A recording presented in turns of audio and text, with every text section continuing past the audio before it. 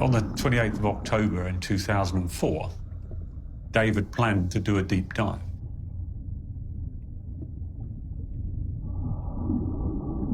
A 270-280 dive.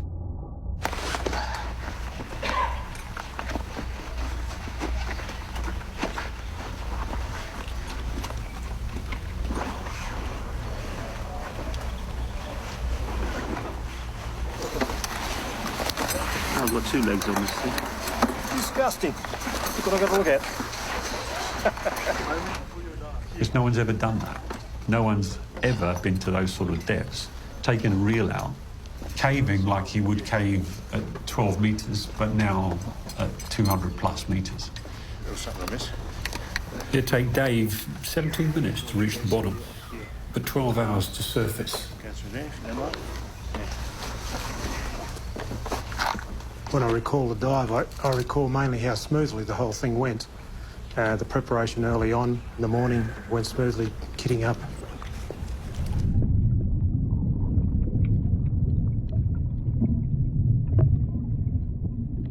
I had no expectation of breaking the world record for depth.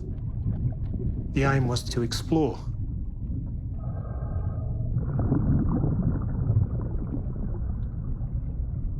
But then again, as soon as I got to the bottom, I headed off deeper. When I looked across to the left, that's when I saw the body that had been lost 10 years earlier. I had no doubt, is it or isn't a body?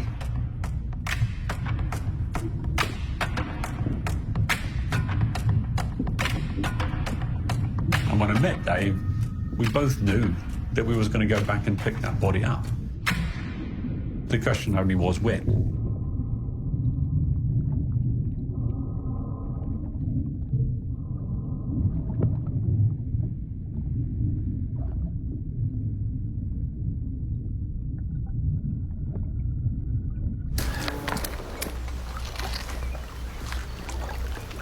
So how are you feeling now, Dave? Yeah, I'm all right. I got started to get cold in the last hour. But up until the last hour, the time really went quite quickly. Sort of, 1.5 hour after the next.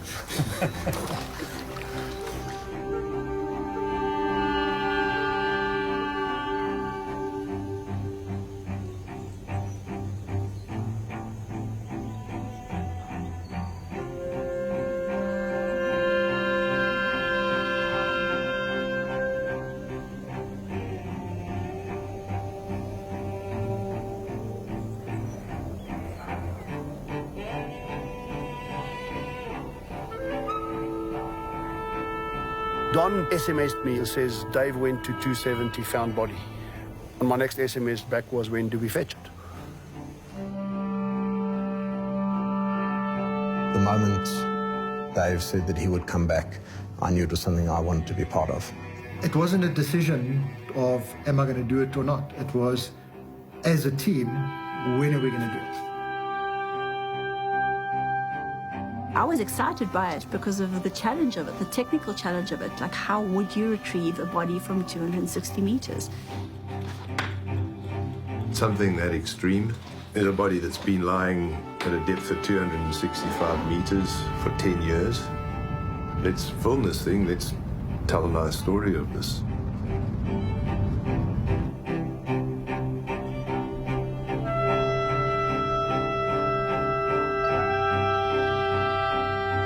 In everyone's mind, it was going to go ahead as it was intended. I don't think anyone anticipated that it wouldn't end up like that.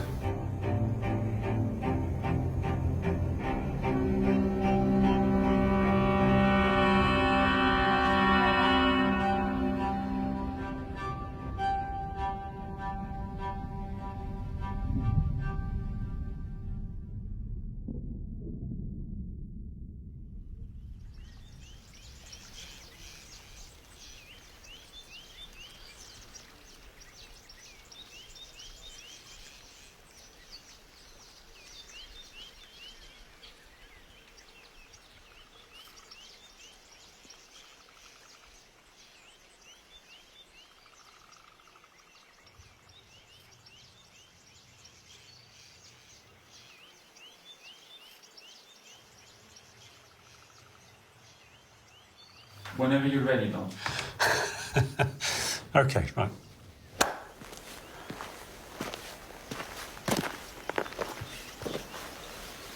Because we've been doing a lot of the filming, when I do things, I've been thinking about it in terms of film.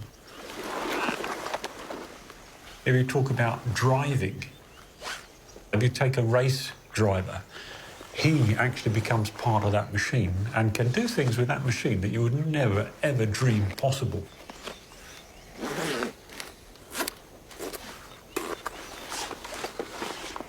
And when it comes to diving, it's exactly the same.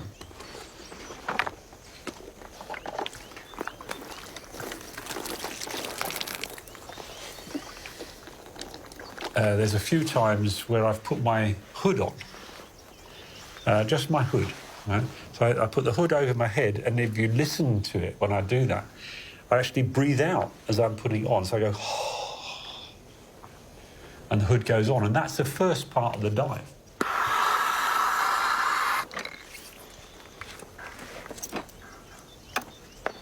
And then the rebreather goes on, and I start to metamorph effectively into that machine.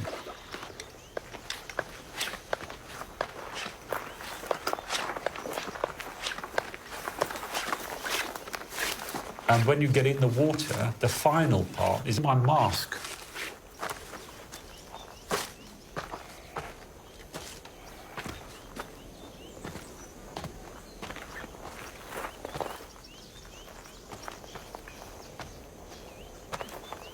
Now, in my mask, of my diving mask, I've got lenses.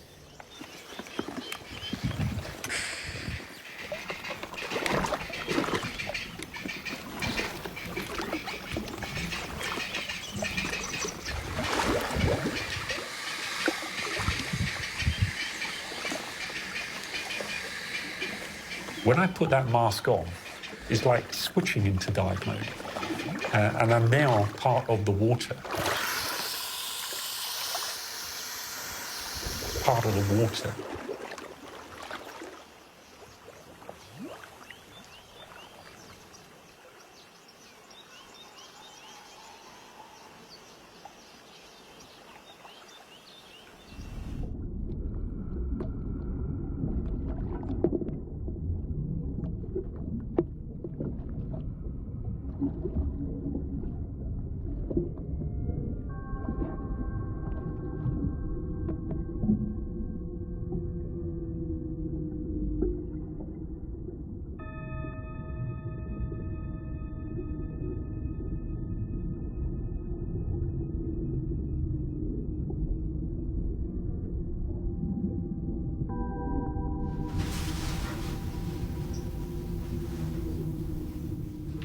That's me.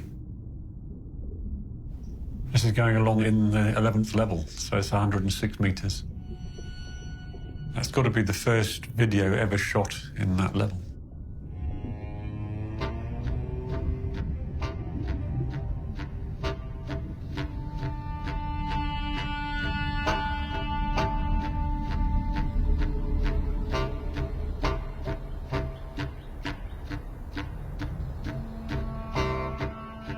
When you go to Bushman's, you don't expect to find a hole.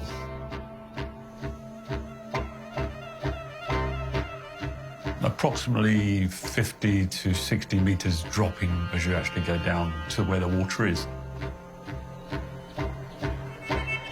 There's been a few deaths in Bushman's, but DeAndrea is one that everyone knew about. 10 years after Dion's death, Dave found his body by pure chance. When Dave surfaced, it was still firmly in his mind that he was actually going to go and recover the body.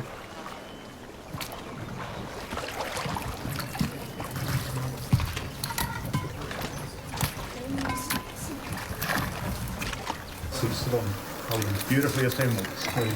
No regulator. I didn't see where the regulator was. No doubt it's somewhere, but yeah, just lying there, all assembled.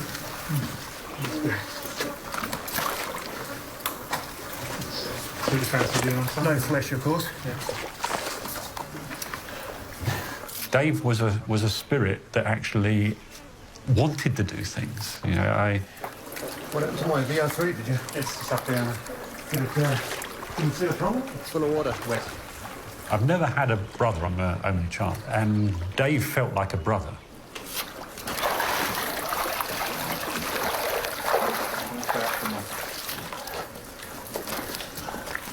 The first time I met Dave, just seeing him putting the gear together, it was almost like me putting my gear together.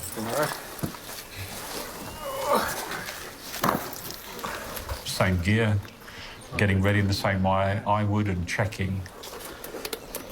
And it was almost like looking in a mirror. Yeah, you can do this when you fly. Get those. We even looked the same. Well, I was swimming for the deep area, and when I did a sweep to the left, about 32 degrees to the left, I saw the body, and my immediate reaction was, that's the end of the deep dive. I now need to go across to the body.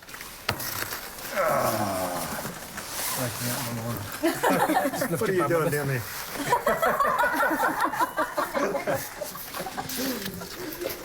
What would you think? Well, enema was coming to mind.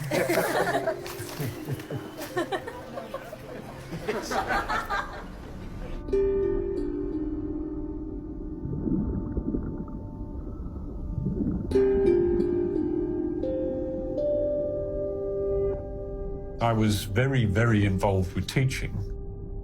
I contacted the most accomplished of my guys, the guys that I trained, and said, look, do you want to come and help?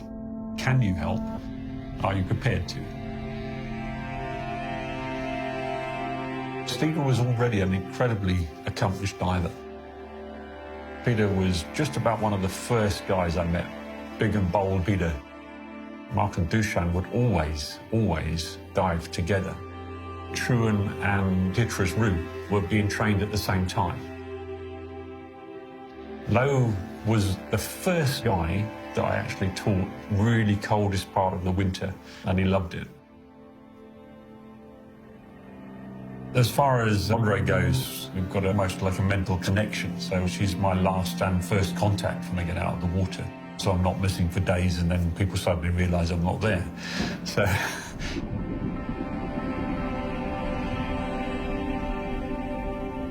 when you have a person in front of you and they're learning, you see this insecurities and the overcompensation here and there.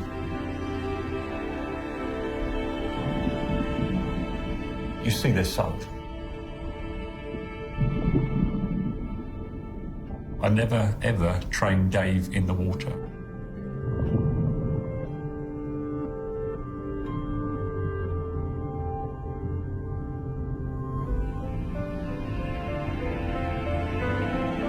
With Dave coming up, I've got someone that I could actually go and dive with.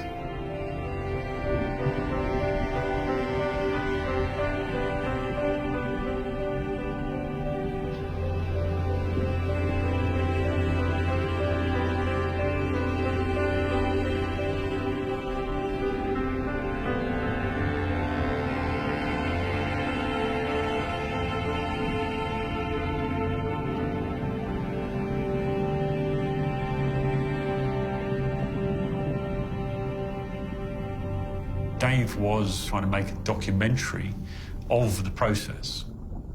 It would have been an amazing thing to actually film underwater, tell people why we did what we did.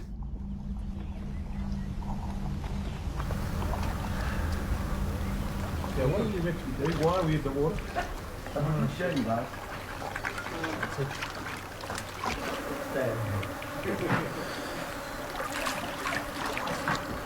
Don spoke to me and said that there was some thought with him and Dave about filming a documentary. That made the trip even more interesting for me because that was an active role, potentially filming a little piece of history. No one's ever recovered a body from that sort of depth. Dave, everything go according to plan? Yeah, it was a very good dive, actually. I actually enjoyed it.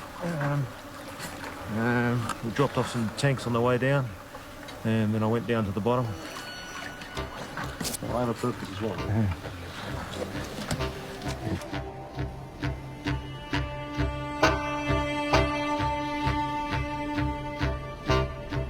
heard stories about Bushmans. I've heard the legends behind Bushmans. I've heard of DeAndrea disappearing at Bushmans. I've seen hand-sketched drawings in training manuals of Bushmans. Werner did a 220-meter women's world record dive there. Bushmans was the place to be.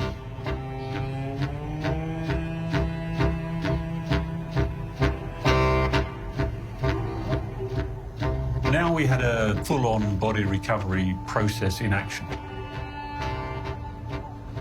Once all the divers were confirmed, we settled a date, 8th of January 2005.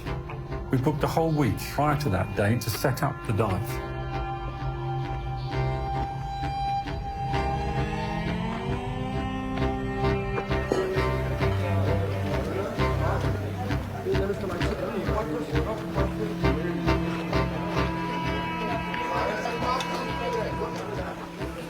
The contrast of sitting on the top and there's a little pond with 3 frogs and a half-dead animal in it. And you go under the water and this thing goes, you know, just, it's like a church, it's like a cathedral underwater.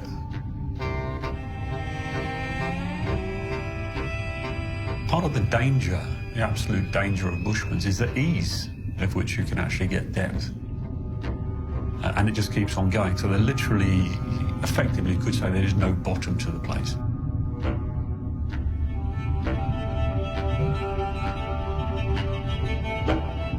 And the only way that you've got out is a very thin line.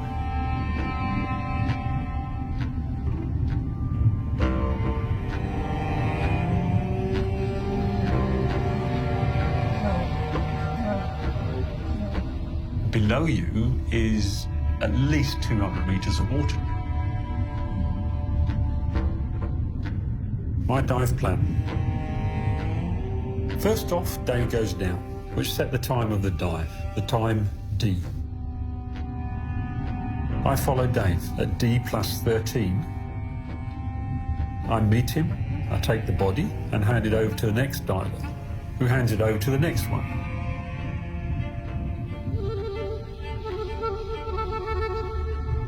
All of the divers had to be at a place at a time. The problem with so many divers doing in their own right very serious dives is that there is high potential for a problem.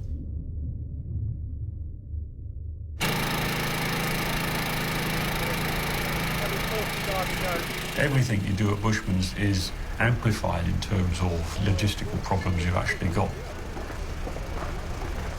You have to literally take everything, all of the compressors, all of the mixing systems. It's like moving a whole dive shop to the site.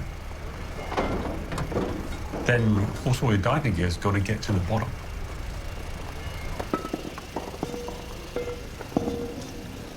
Got some 35 cylinders to get in the water. You can see some of them piled up down there.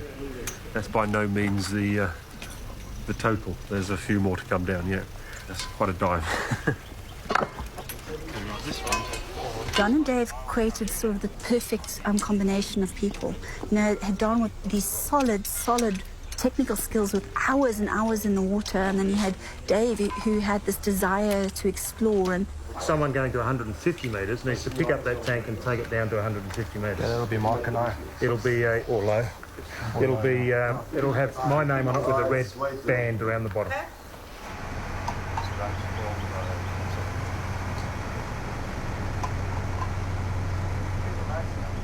I was fairly young doctor at that stage.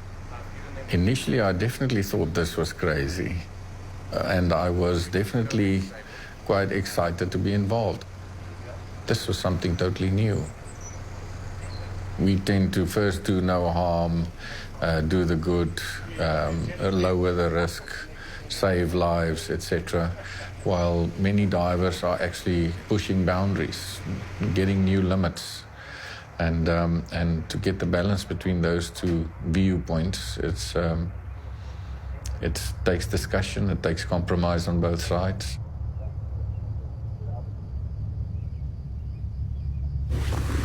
Happy with the progress so far, Dave? Yeah, it's been very slow this morning, but being a preparation day, it's sort of to be expected. It's good to get all the glitches and where's this and the where's that out of the way on a relaxed day, rather than a panic on a big day. So I regard the whole thing as being very normal. So.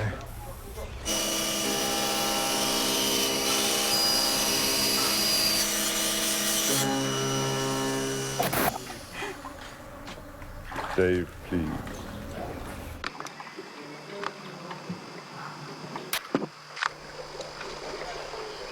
One action to record it, one action to switch off record. It's a very small movement, isn't it? Yeah. What I'm going to do is I'm going to set it going before I... Gordon and myself had suggested possibly doing an underwater camera to go with him, and when the idea was put to him, he jumped at it.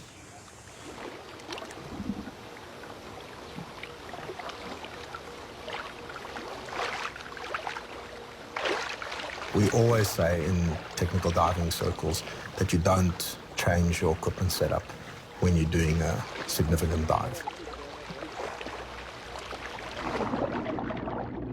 Dave wasn't used to diving with a helmet, and for this dive he not only wore a helmet, but he wore a helmet with a fairly bulky housing and camera on top of it.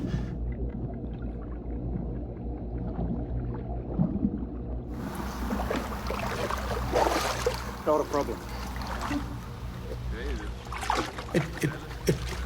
It plays on my mind sometimes. Was the desire to document the whole dive partly responsible for what happened?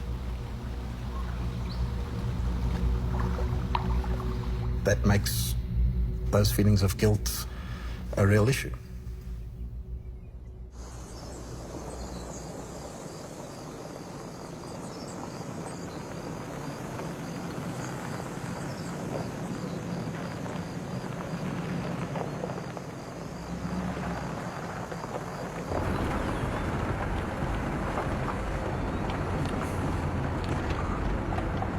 Dave was 2 or 3 different people.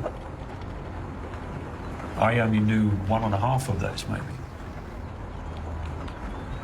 He was intending to retire at 50. We were both in a sort of transition point where we could have actually gone off and really kicked our heels up. Now for the film. Dave would want that story told the way that I want the story told. What I've always tried to do is to give the true information of what went on.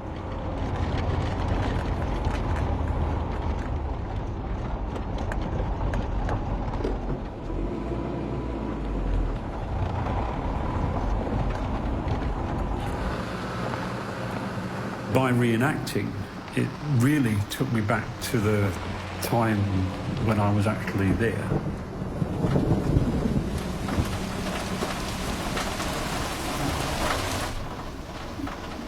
I'll dive and reenact my scenes. I'll play myself. You play the other divers to see if I'm okay. So look at me, all right? And then you look at this. Yeah. So you see that, and I say, that's dead. That's dead. Yeah. All right? And then I look at this one. So I'm looking at that, and you may even hold my hand so you can see it and angle it. Okay. Do a nice okay. do a proper okay. You have a slate, you give it to me, all right? You give it to me, I take it, all right? And then I'll write, Dave not coming back. Okay. All right? And then you go on. Right? And then you leave. That's it. Do it without talking, because you can't talk underwater.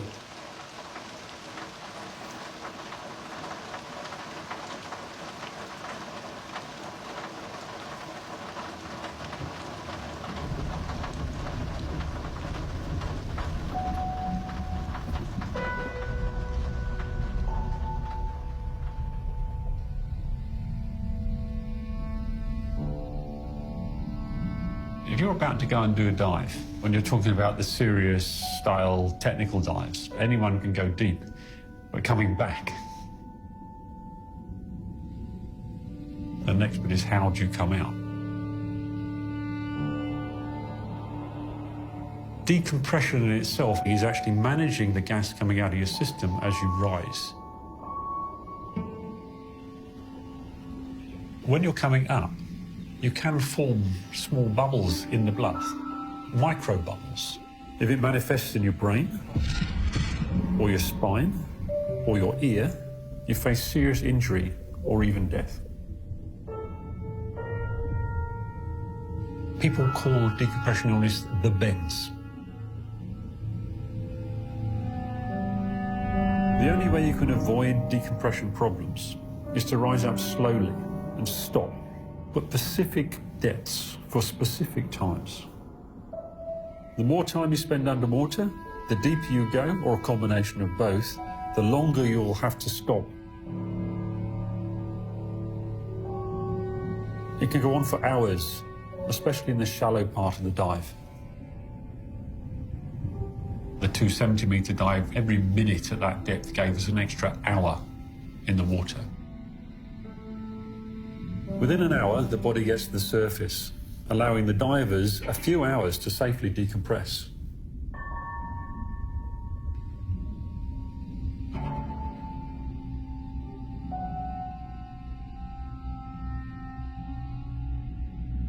Decompression is a very key part of it. But really the most important part is the mind.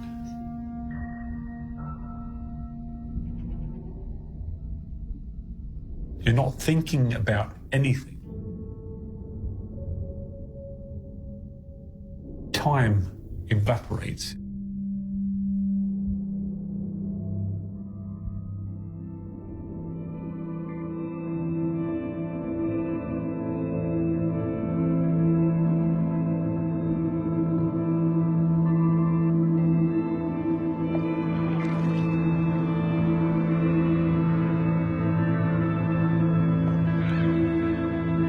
Cave diving in its own is the most calming experience I've ever felt.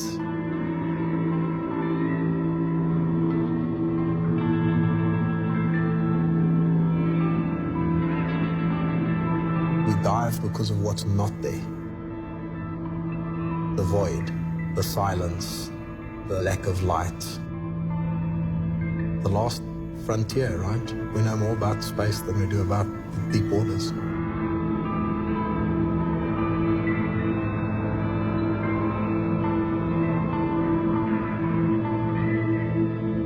You're in the cave, you're in the dark, it's your light and it's yourself.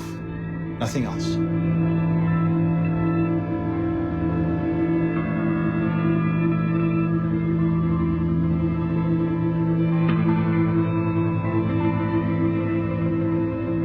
Sometimes people search in themselves, for themselves.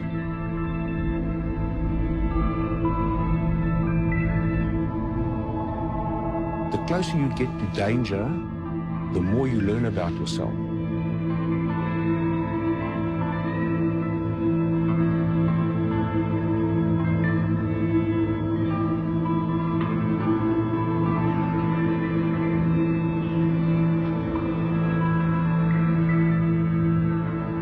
It's a free life. You can do things on your own volition. If it goes wrong, it's down to you.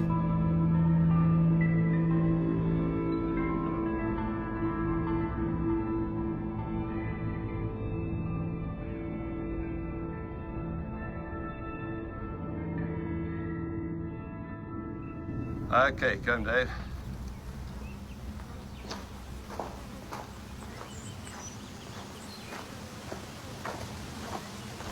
Okay, so you can actually start by looking around saying, I find myself. Okay. I find myself back in this beautiful location in January 2005 so that we can finally put a closure to this sad chapter in the Dreyer family's life. Sorry. Okay, we can do it again. I find myself back in this beautiful location after the previous world record dive where I discovered Dion Dreyer's body.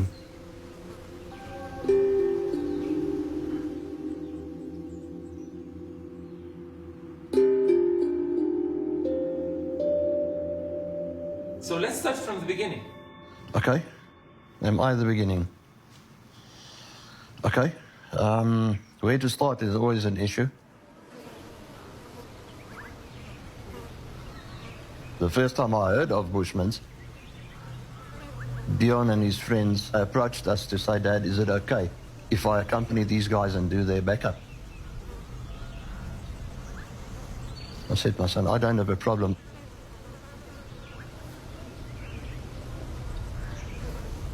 The Saturday night, a policeman arrived at the door and he said to me, Dion is missing. But 11 o'clock the next morning, we were there, where we ran into the problem of seeing that Dion never came up. You're in two minds at that stage. Where is he? He's down there. Where? Down there, but they can't pinpoint it. He's 270 odd meters below the water surface.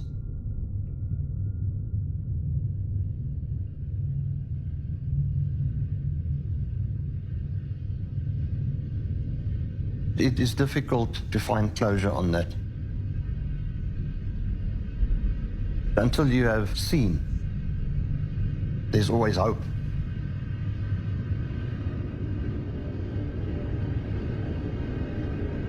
For virtually 10 years, we get a phone call saying we've actually found Dion.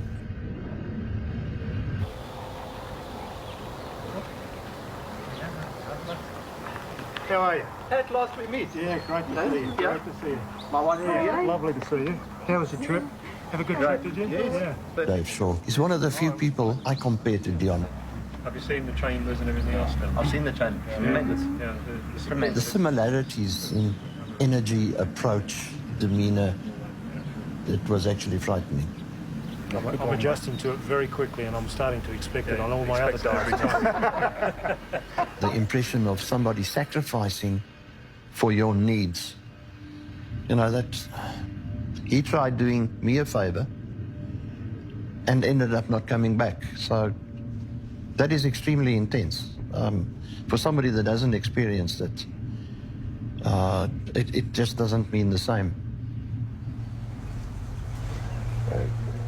Okay, so looking around at the beautiful location. Go. I find myself in this beautiful location once again in January 2005 so that I can repeat the world record dive in an attempt to recover Dion Dreher's body so that the Dreher family can finally put closure to this very sad chapter in their lives.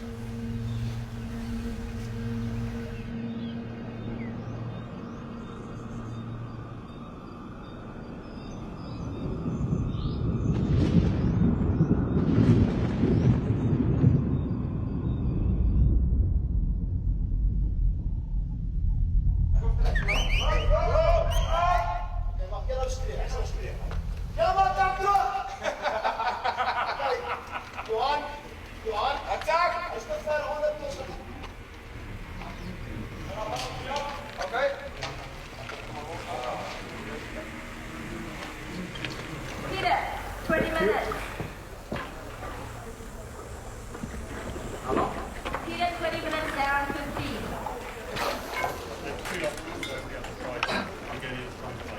He's both lost him. There were like almost two dives happening. There was Dave coming up, and then there was how the body was going to be handed up. What is it that I need to start to think about in my head? What do I need to structure in my head around if this goes wrong? Please, divers, you've got 10 minutes. That means you've got 7. Yeah. Donna's already gone in, Dushan and Mark have already gone in, Pete's already gone in, Lowe's already gone in. Now we're waiting for Derek, Steve and the police guys. They're going to 20 meters. We're sitting on 60 minutes at the moment. They've got 10 minutes and then they will go in 3-minute intervals between them. This happened right after your record dive. It's a record that is still holding. Yeah, it's holding now, so on the 25th of October, so 2017, it'll have held for 13 years. So I was never expecting it to hold that long. When I look at how I saw myself when I was doing the diving, it wasn't even about the world record. It was actually about being enough, just to be me. Even though it means nothing in the real world. You know, having a world record means absolutely nothing in the world of corporate. Nothing. It's an interesting story to tell over drinks on a Friday. Then you got 3 minutes. So when I look at other deep divers, I always wonder what is sitting underneath it. whether they don't have that sense of something absent in themselves that is fueling the drive. So Dave, how'd they go with the camera? Oh, the camera was actually quite good, apart from the stretchy, very impressive bit of gear. And I'm sure you'll be impressed with my video footage as well. We'll be the judge of that. When I said to Dave, hey, I think it's really great what you're doing for the drayers. He says, oh, no, face it, we're doing it for the hell of it. It was never a body recovery. It was a reason to do it. And I think that's what most cave divers need, is let's see how far this thing goes.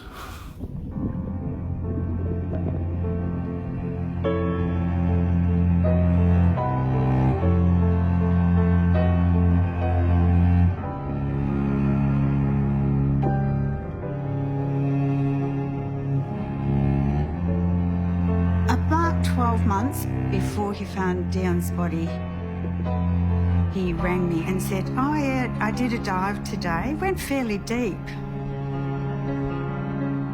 Broke a world record. And I thought, what? I had no idea of the extent to which he was diving.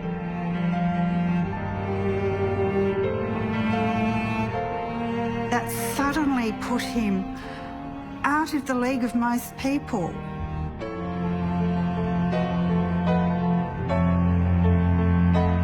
And I thought, what do I do with this? This is the man that I married.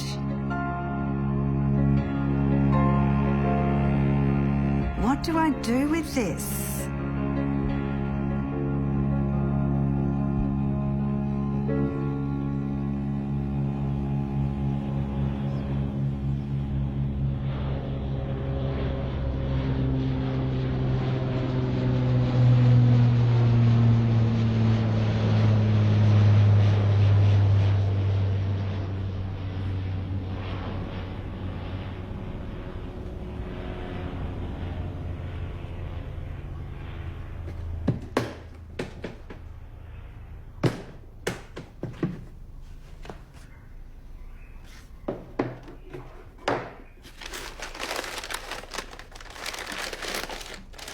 David always wanted to be a pilot.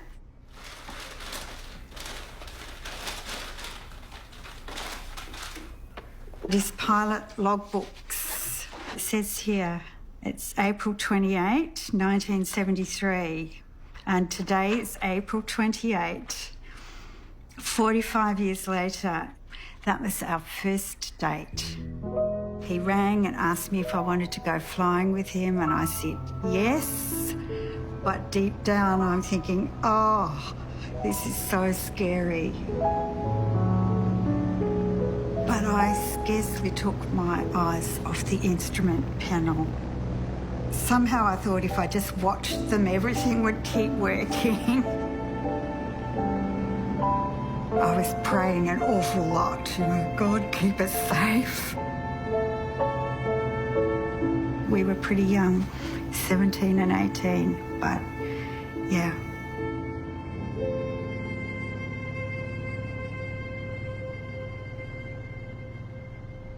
Diving, that was quite a recent hobby, and only ever a hobby.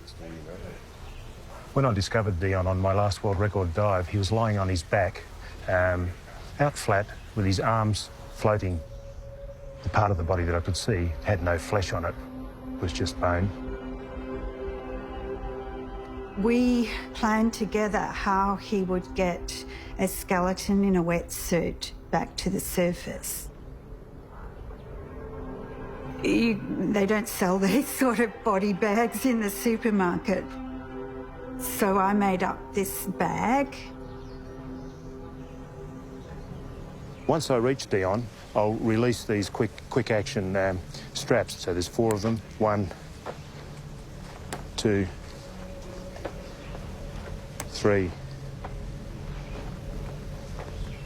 And the 4th one, and once he's out of his gear, I'll continue rolling the bag up. 1 very quick action pull on that, and he's sealed inside the bag. It sounds quite simple. At 270 metres, it is quite a task. Okay, so that'll be where you're positioned. Okay, let me just get this So through here, I can see your hands. Just move your hands around a little bit like you're doing some stuff. David used to practice, sometimes on the floor in the lounge room. I had to be part of this practice. I wasn't too keen on being put in a body bag, but... Yeah, I can see both hands, from the elbow on the right hand right through to the fingers. Do you think you can manage that, Dave?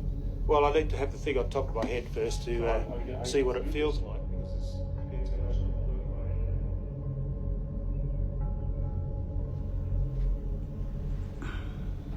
Yeah, there's just a lot of memories, some actually really quite painful memories in this box, but precious memories.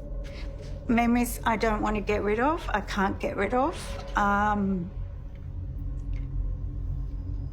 And for some reason, I just allowed all this to happen. But I couldn't ask him. I couldn't ask him to stop doing what obviously gave him so much pleasure.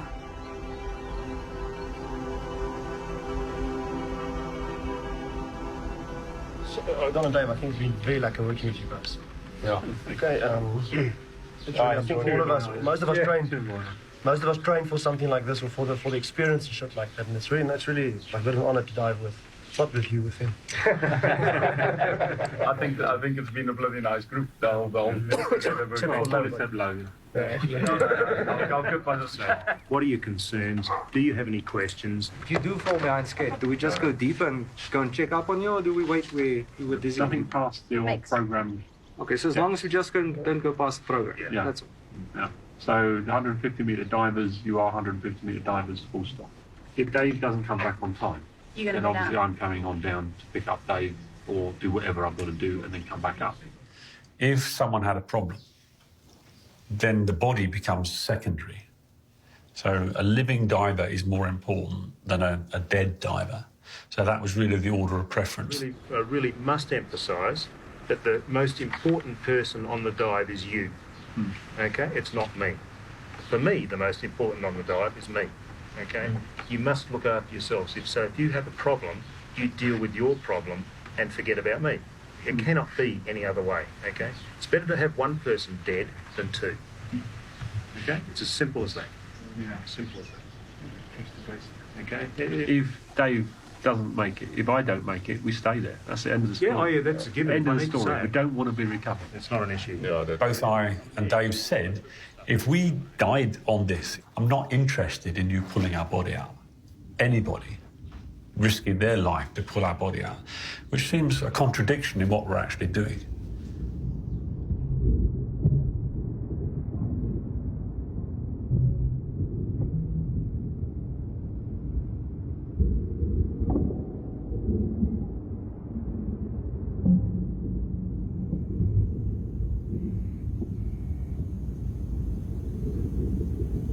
Any diver on that trip could have actually turned round at any point, even if it was just before he was getting in the water, and said, I can't do it. The safest thing that a diver can do on a dive is not dive.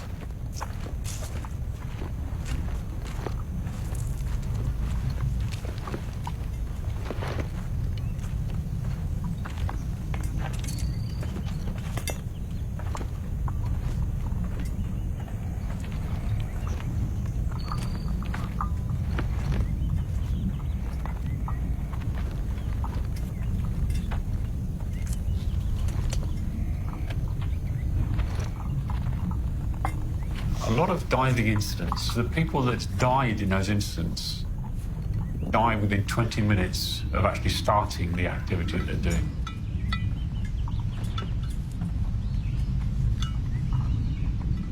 When you look at it, in 20 minutes' time, from the peak of life, you're not there anymore.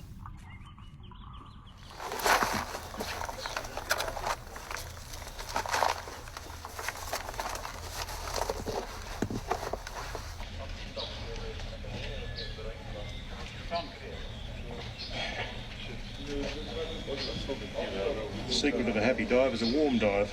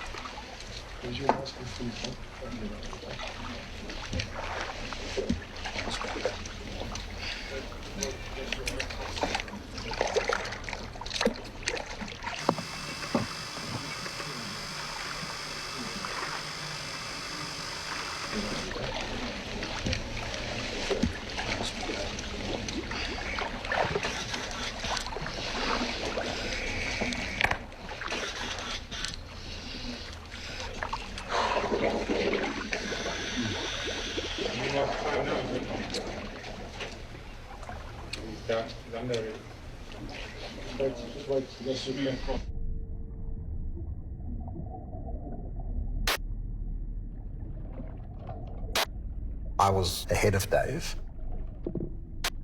He was extremely focused when he came past me.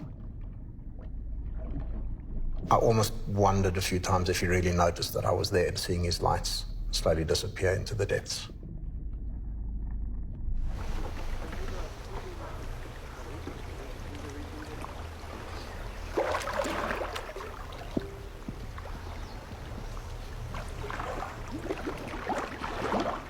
I wasn't really paying much attention to what was going on around me.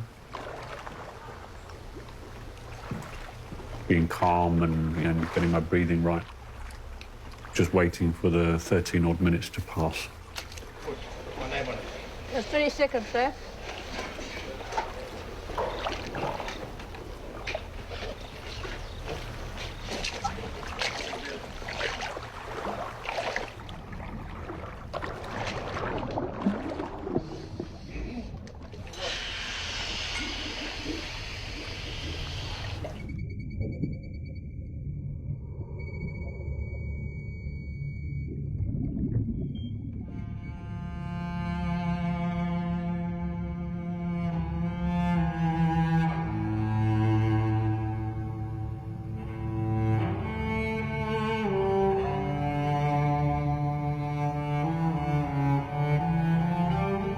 A dive in Bushmans itself is quite an event.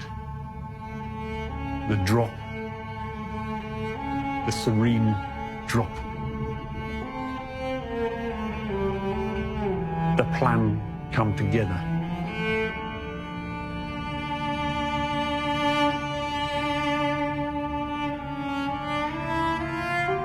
When I look back on it now, what was the key point?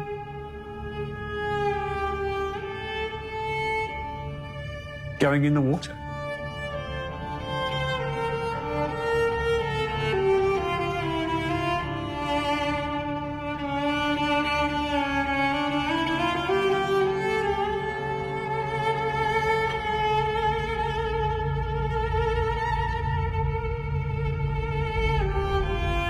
All you see is a line to infinity.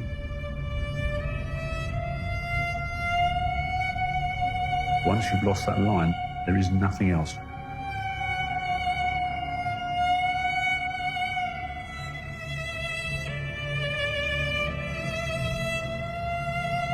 I'm looking forward to seeing Dave picking the body up. Now I'm accumulating speed. Now I'm on the true descent. I'm strong. Body's taking a bit of stress, but yeah, I think it's, the subconscious is probably just blocking it out a little bit. But yeah, we're just praying for Dave and pray that everything goes well.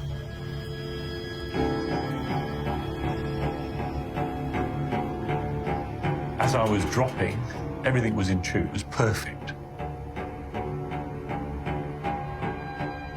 As Dave would ascend, he would make bubbles. I didn't see that. Is Dave moving? Is there anything happening? No movement.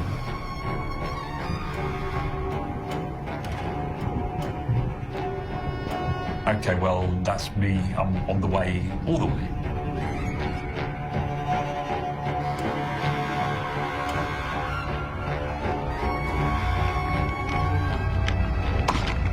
And then I heard a crack. I looked at my wrist. A critical piece of equipment had broken under pressure. I stopped.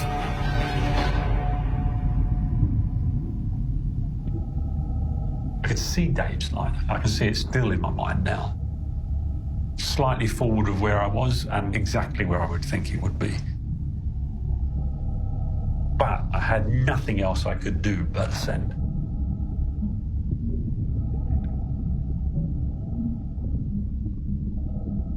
Peace time is 5 minutes. How much? 5 minutes. It's interesting to think that the actual work is almost all over. Yes, the actual work is all over. He should be at 150 at this stage. And but yet, only in about 11 hours' time, Dave comes out. Yes. I can't see that people do this to themselves. It's difficult to comprehend.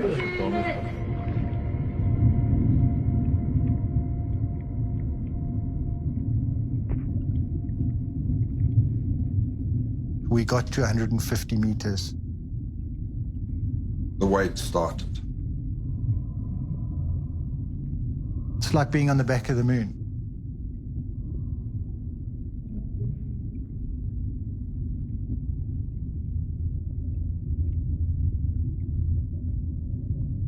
And after 2 minutes, we started to see a light.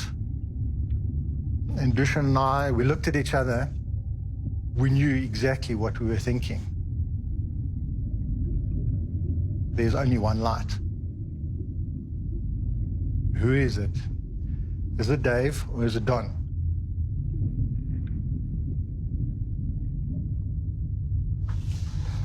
I have to say at the time, I haven't said this before, we spoke about it after the dive.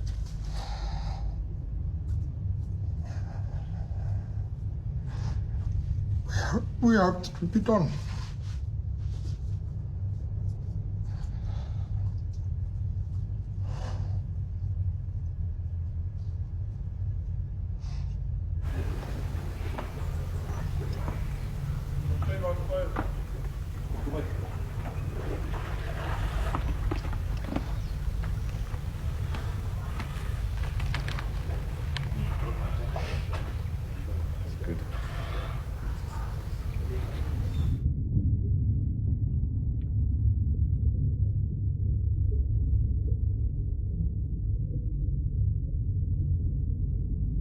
The 6 minutes were up. There's no debating. You know you have to go. We'd agreed as a group, don't be hero. Somebody's in trouble, they need to sort themselves out.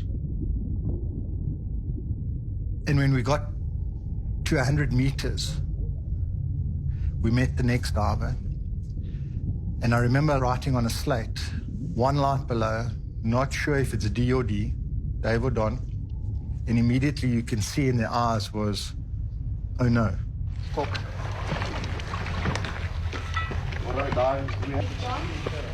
Peter's still down there.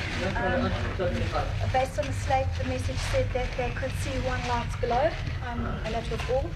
So I'm just going to chat to Derek now. As soon as I know anything else, I'll let you know. You've read the slate? Yes. Okay. No Don or Dave. Please no. No, we'll go to 150 now and wait. We're going to have to wait for more comms now. So, How much have you got? not a lot, but I can do another dive to 40. So,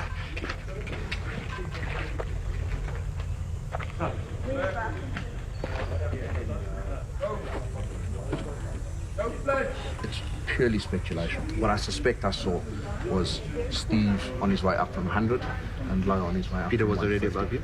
That's not Steve, sorry. Peter on his way up and Low on his way up. And where is Steve? Steve's under. Steve's under as well. So we've got 7 divers in the water.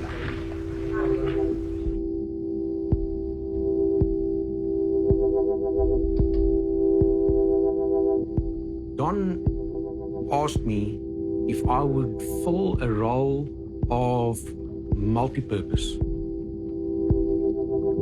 I would meet Don at 80 meters.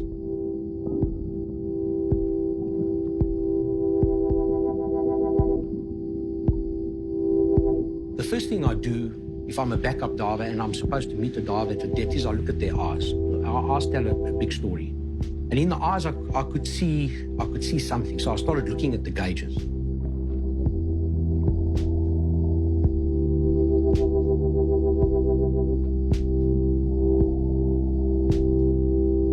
I saw the depth that Don had gone down to.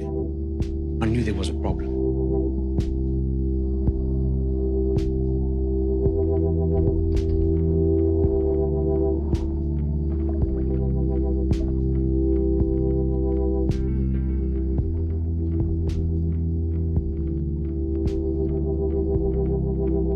Everything seemed normal, but I anticipated that him plummeting to that depth, that there could be a problem.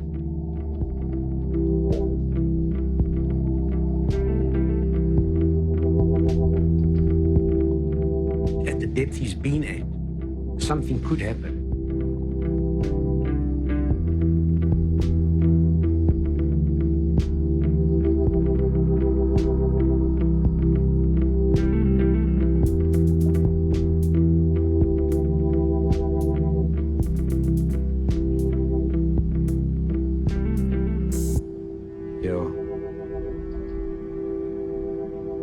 Yeah, this is what I wrote here. This is what Don wrote.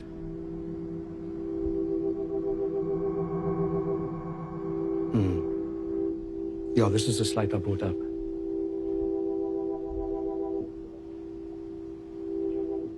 You know, the reality hits you and you know Dave's gone immediately. I mean, at that depth, at that time, there's no ways he's coming back. One doesn't get emotional at that point because there's another dive in the water. So you sort of say, okay, Dave's gone. Now it's Don. Okay, we've got to get inside. Okay, Don's okay, Dave.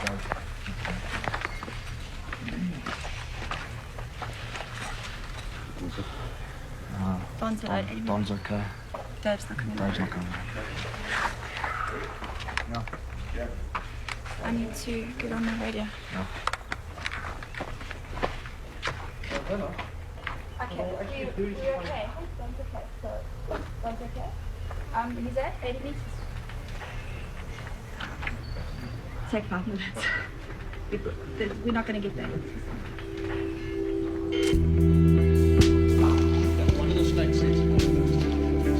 I was thinking of sending the slate up by with a buoy, but then it could drift from the main line, people could miss it. I needed to make sure that I took the slate personally and gave it to the service marshal.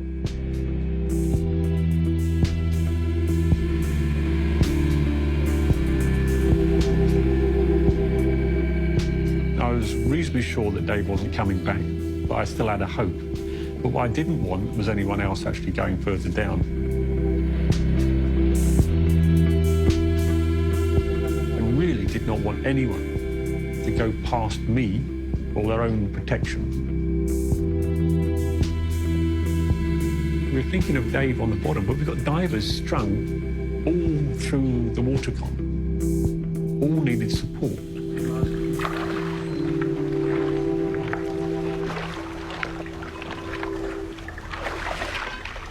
Even on the surface, people were saying, maybe, maybe.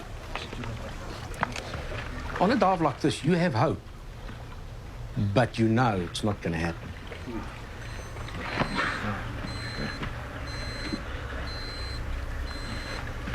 Thanks.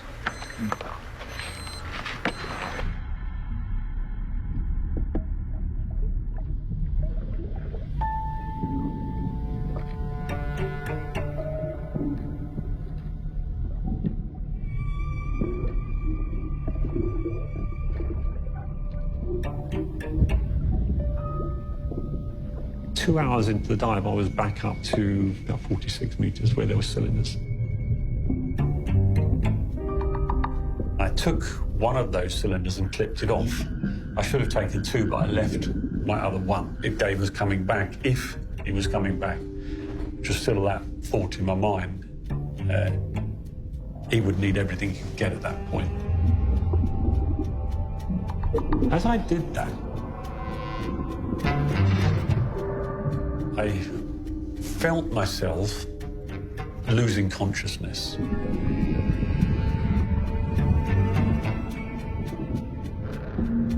I am now in a washing machine. I am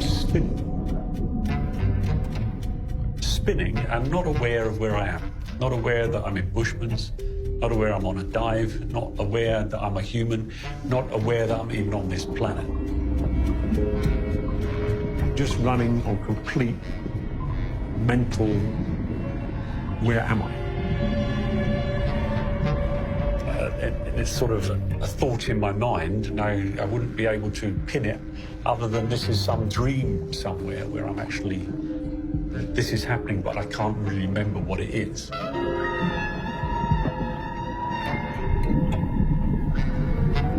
I've got some sort of basic feel that there is a line. I catch the line.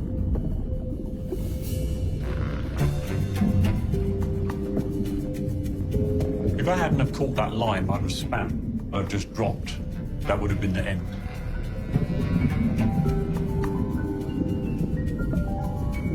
I must go down, otherwise I'm going to have a really serious decompression problem. Not that I didn't really have a serious decompression problem at that time. I must pick up that other cylinder.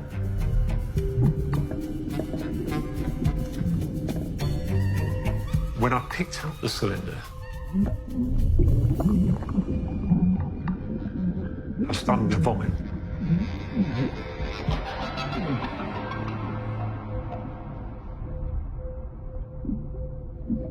Just the act of picking that cylinder up made me vomit. I think at that time I still had about 10 hours to go. Oh, that you low? Yeah, that's me, all right. Can I just get this off? Of course you can. You're going to go up to the... Everybody is all right. Don seems to be okay. No, Trun will go now and check on him.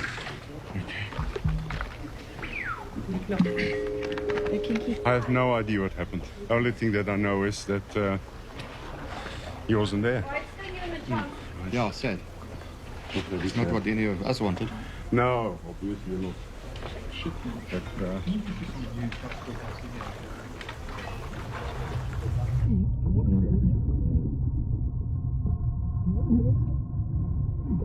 This was the first time I'd gone down in the dive, and I think there was a bit of apprehension that, am I going to find Don there? He was holding the line like this, and you could see the rebreather pipes above his head like that with the mouthpiece closed, and you could just see the bubbles.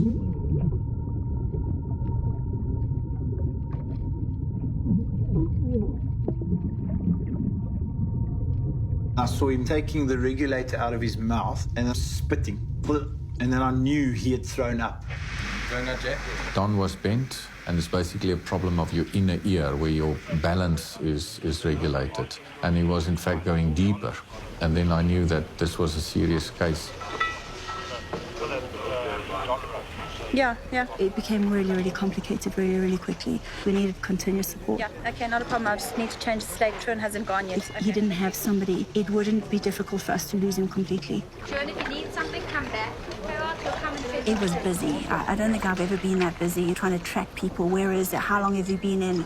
How long have you been out? How much air have you got? Well, how can we do this in the next ways? Okay, so you need to give me his current depth and his decro time. I've got a nice rock stable bottle. We're going to help people. Whoa. If Marshall is still breathing, keep him there, then let us know. I don't know how I'm going to let you know. Werner said, you guys must go back in the water because we will go down out. So we said, okay, that's fine. I mean, we have to dive, that's it. And that's what we did. John, he needs to tell you what that time is, okay? So I need from you to keep track on a separate slate how deep he is and what is his deco time. So it's right instead. So current.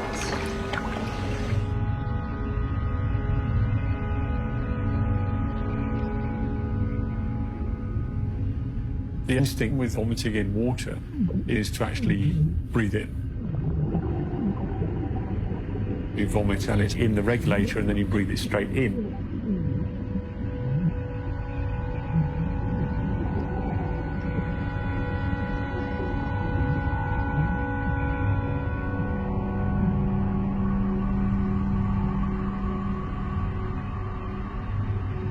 No, he's still vomiting.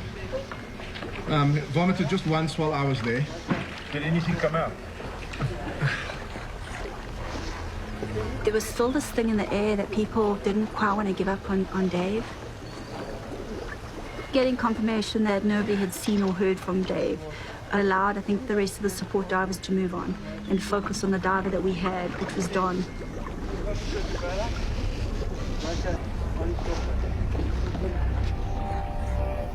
Every diver that came, I could almost feel the fact that they were trying to assist. There's nothing they can do. No one can breathe for you, no one can swim for you.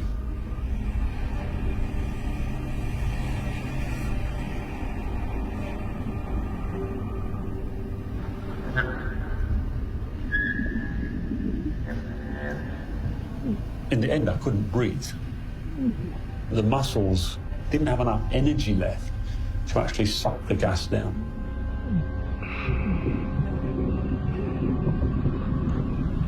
The only way I could breathe was actually push the purge button to force the gas in.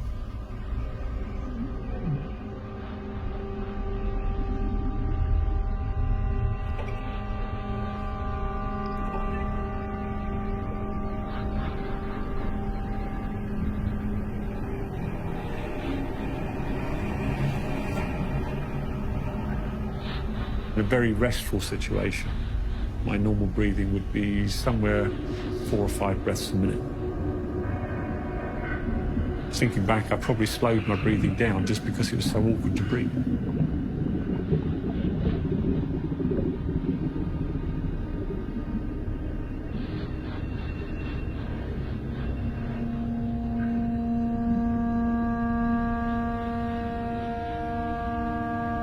Life revolved around, okay, I need to breathe now, let's push the button.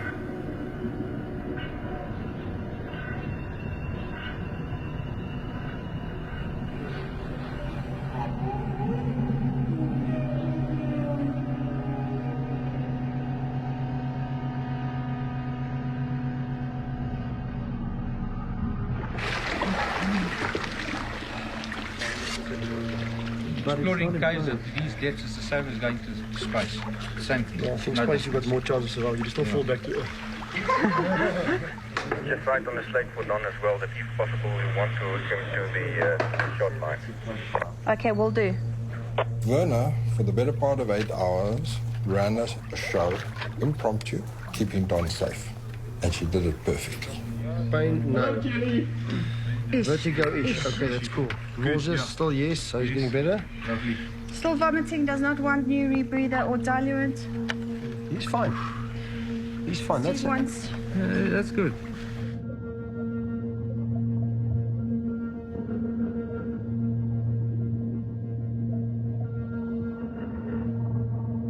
To have the bend that he had at the depth that he had and to have managed it as well as he did says a lot about who he is as a diver. Doing absolutely what has to be done in order to survive and not giving up.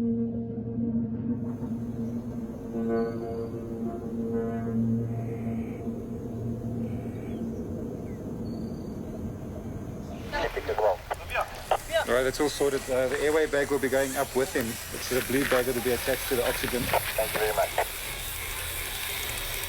Are you ready to go? Okay, we're going. Crew on go.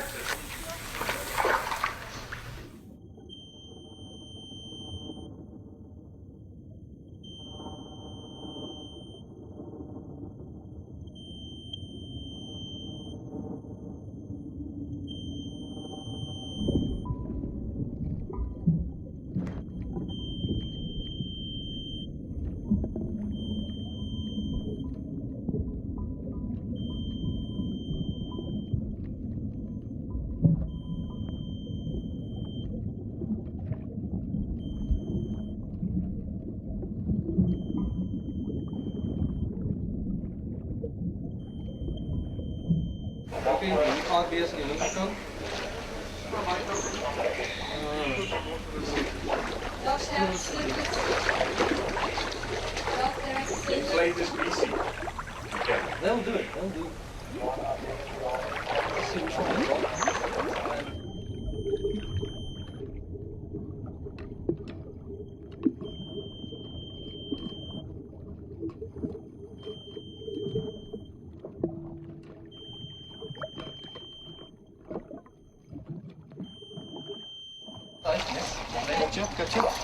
Listen to Don, he knows what it is. Listen to Don, he knows what he's talking about. Okay. Okay, he's away. I'm hanging on.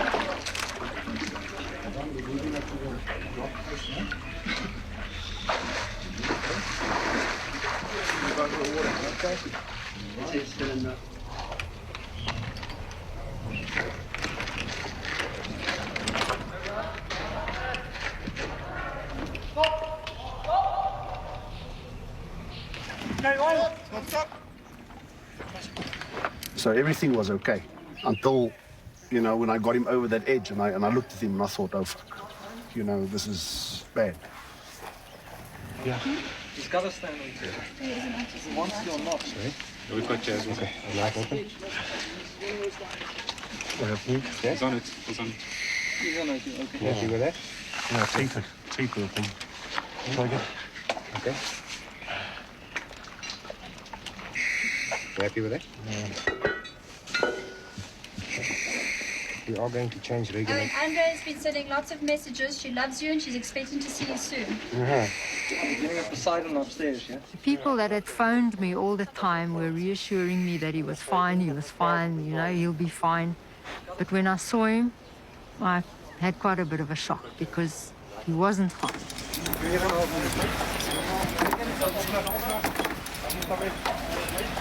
His eyes were going like all directions. He couldn't focus on somebody like we would focus. They were just all over the place. I wasn't that confident that he would get to actually dive again.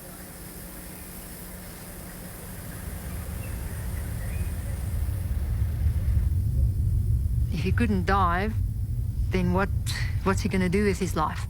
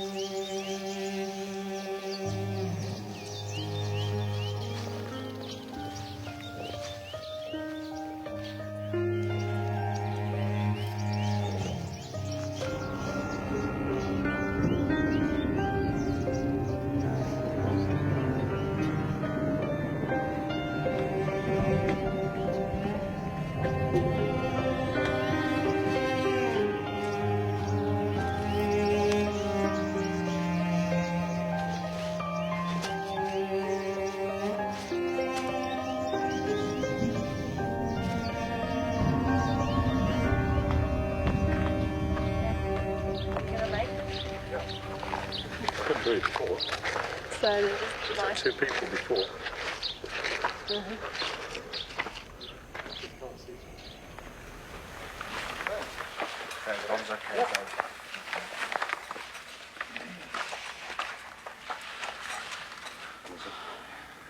Don's okay. Don's okay. Dave's not coming. Dave's not coming. I need to get on the radio. Okay, you okay? It even brings the tears to my eye now. And goosebumps.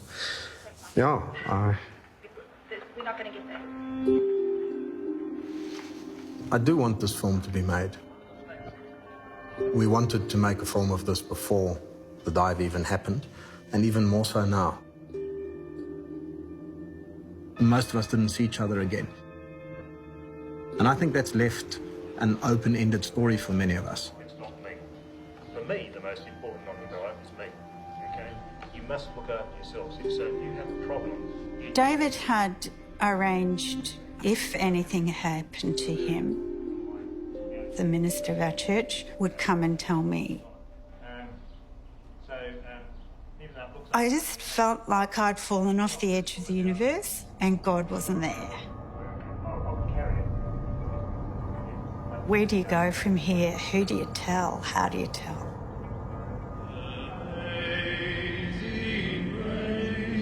How sweet the sound that saves a wretch like me.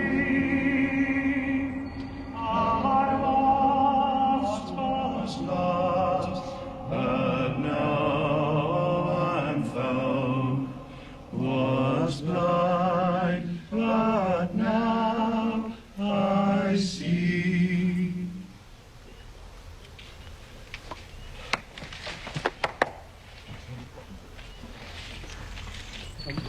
We still had tanks at 150 meters. The idea was to then go in on Wednesday morning and get them out. So that we leave the hole the way we found it, clean.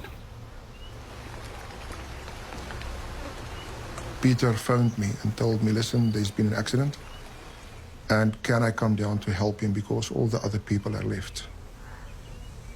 En wat Samuel fout gemaakt het was om die volk te laat tel. En hy sê so in vers 14 nadat die straf hom opgelê is. I had to abort 3 times before the dive. Then usually they say if the third thing goes wrong, quit the dive. But I didn't. And now I can tell you, the pressure that was on Dave to do that dive, maybe that same pressure was on me. How would I know? I don't know.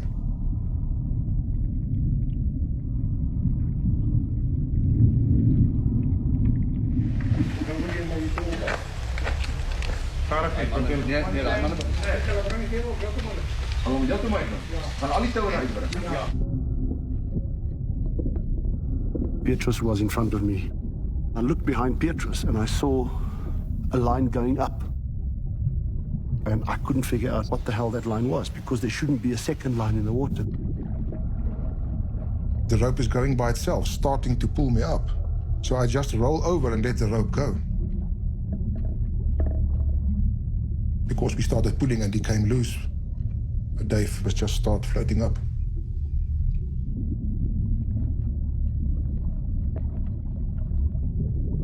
Peter went in ahead of me, and he shined on the bodies.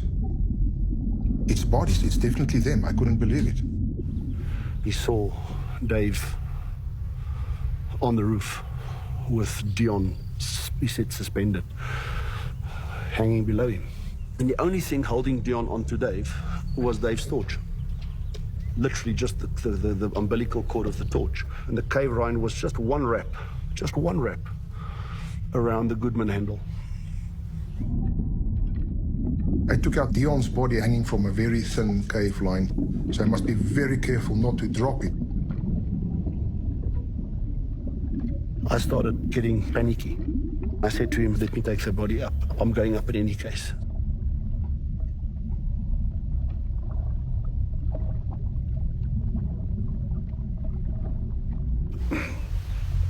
Then I came up through the snip.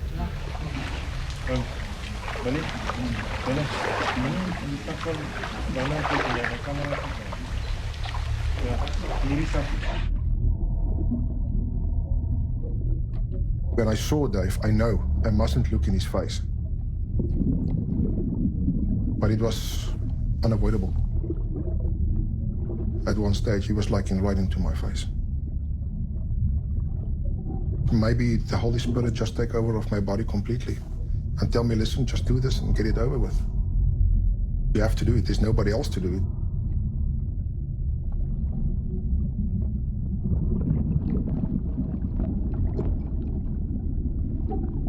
I was just focusing on the camera on top of his head because that will tell what happened to him.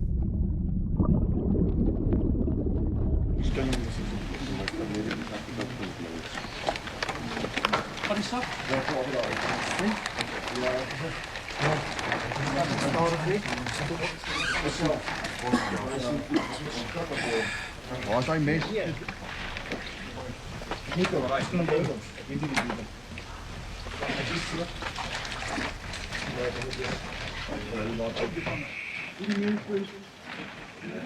I got a call from Peter and I was absolutely horrified. I was so distraught I couldn't tell anyone else. The unfortunate thing then meant that everybody found out from the press that David's body had been recovered. The Bushman's Club cave in Northern Cape has taken another victim. A Perth diver is missing. As they're pulling the 270-metre line out, divers make this startling discovery. Dion was all entangled in the cave line. So that's how they both came up. But in the end, Shaw did bring Dreya's body back to his parents. What a great man, and it's devastating that he should be lost. As the two divers' gear is brought out, all eyes are on one vital piece of equipment. A camera that had been strapped to Shaw's headgear. And tonight we bring you exclusive excerpts of Shaw's footage in this E-News special report. There's separate issues going with that tape. The first thing is we actually really knew what happened to Dave. There was no speculation. It was there. David recorded exactly what went on, and that is unique. But it's a snuff tape. Dave there was breathing, and you could hear him breathing, and you could hear his last breath. And now we're talking about some leaked tape going out live and showing exactly what happened on TV. So I tried to stop that, and the only way I could stop it was actually talk over it. So I actually went to the studios and literally talked over it in the studio. And at this point I could barely walk, not alone anything else.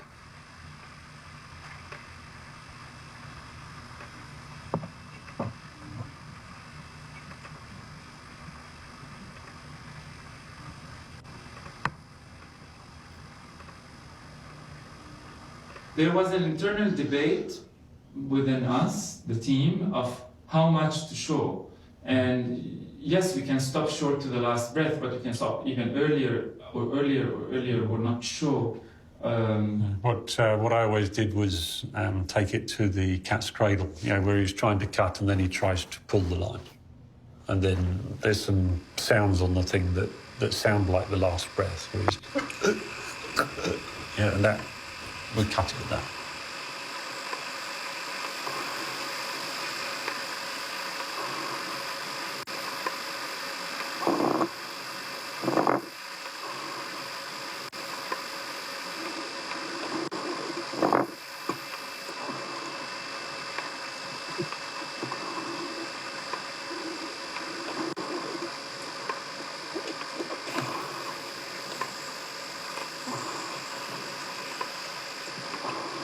Dave comes to the bottom and follows the line to the body.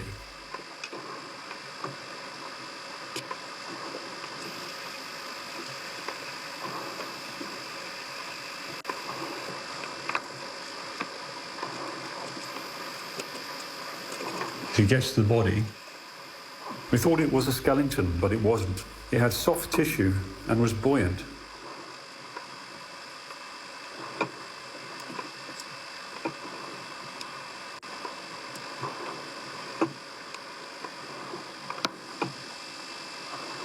As soon as he starts to work with the body starts to move, as though it's actually spinning. It started floating and entangled with Dave's torch.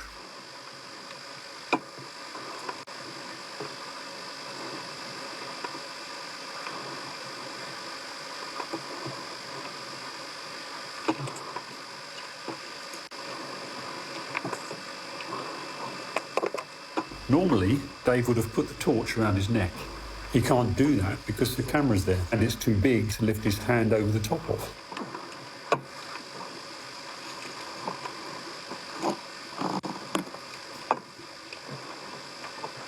Once the body started floating, he got caught with his torch.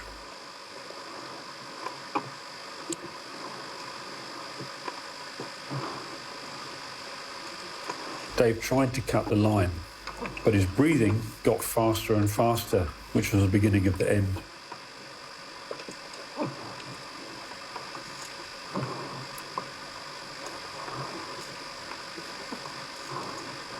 He lost consciousness due to the high level of CO2 generated by his effort.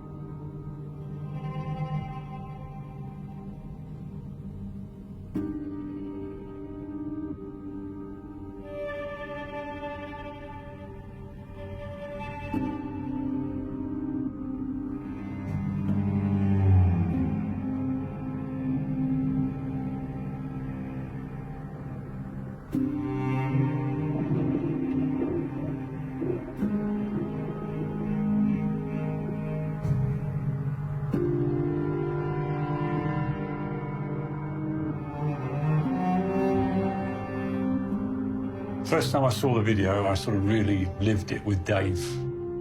When he stopped breathing, I almost stopped breathing. And it took me a long time, over half an hour, to actually recover enough to move.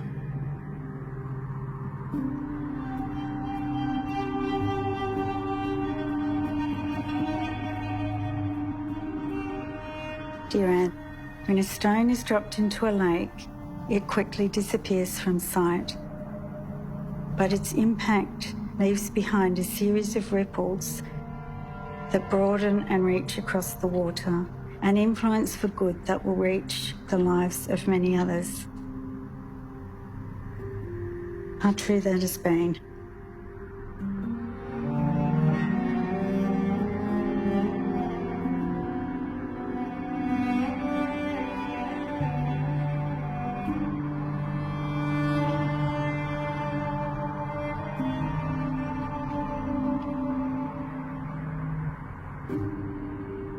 There is a huge amount of symbolisms and ironies in the story.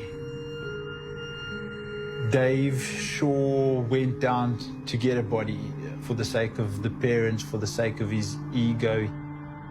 He then sacrificed his life. He still keep his promise to bring up the body.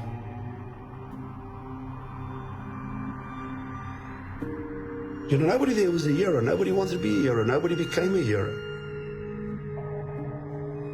We were just divers doing something that we really, really enjoyed and had a passion about. And this dive became something so much bigger, so much more.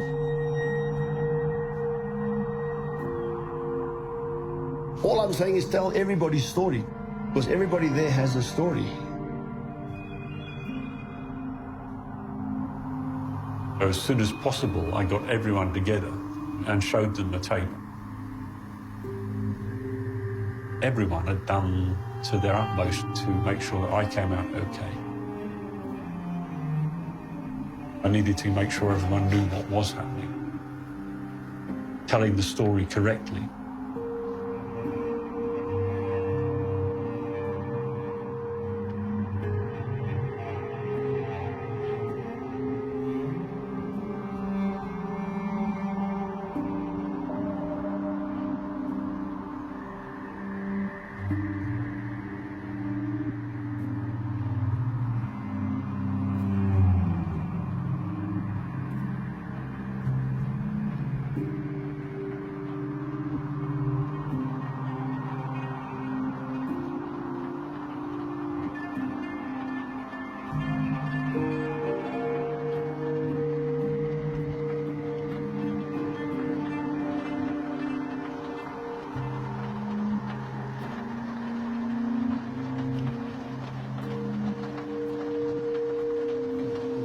I'll wait for you. Wait.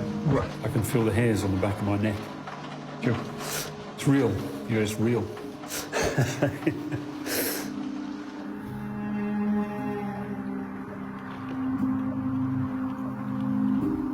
Remember, I'm giving you that this is Dave's dead now. When you're in the water, it actually becomes very real. And we're going to do this half a dozen times. Want to practice again?